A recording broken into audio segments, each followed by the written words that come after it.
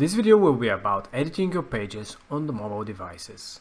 So you have your desktop version, you worked on it, you modified the different things, and you want to modify things on how your website looks on mobile for some reason.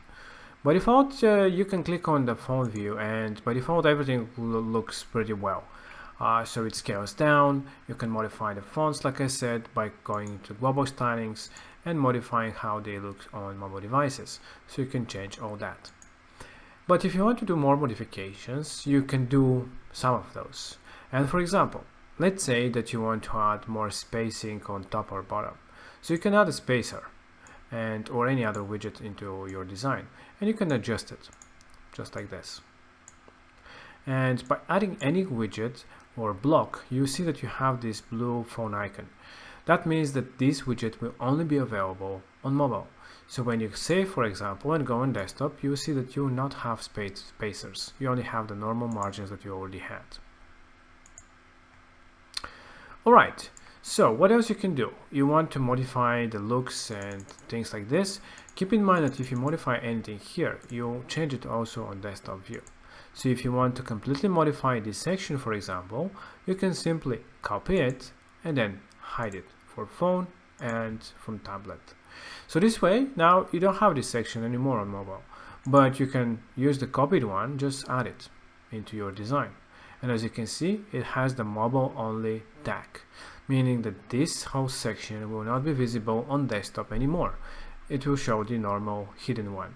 So now here you can modify. Let's say that you make it in the middle. You want to add it in the middle again. Maybe add, I don't know, social media for some reason. I don't know, just to make it more interesting and different. Something like this. And you can completely modify it freely. And then you can click on Save Changes. Now this is your mobile top part now. And as you can see on desktop, again, it is all the same. It doesn't change. Okay, so you can this way modify and add different things into your blocks, hide the ones that you don't want, and yeah, and add different elements and different blocks that are unique. So this way you can hide different things and show specific ones that you like. For example, this one, you don't want to have it, for example. You just can hide it for both. You also have the option to have the stretch option. So let's show this one. The stretch and not stretch shows that if you want, you can keep the columns as they were. In this case, it's not really good to have them like this, but I don't know, maybe if you have them smaller text or something. But yeah, just an example. Here you can modify different things again, spacings, etc., add different things. And as you can see, it's really, by default, it scales very well. It's minor things that you can adjust here and there, hide a few sections, add different things to the mobile to make it more usable for your users. And this is it. You can do it also for mobile tablets as well.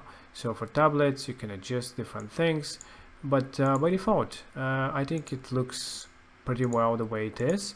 But again, if you want to add different things, you can do and hide things on mobile or on tablet only, so you can play around and create a completely different design for mobile devices. So this is it, how simple it is to build your designs on phone and tablet as well.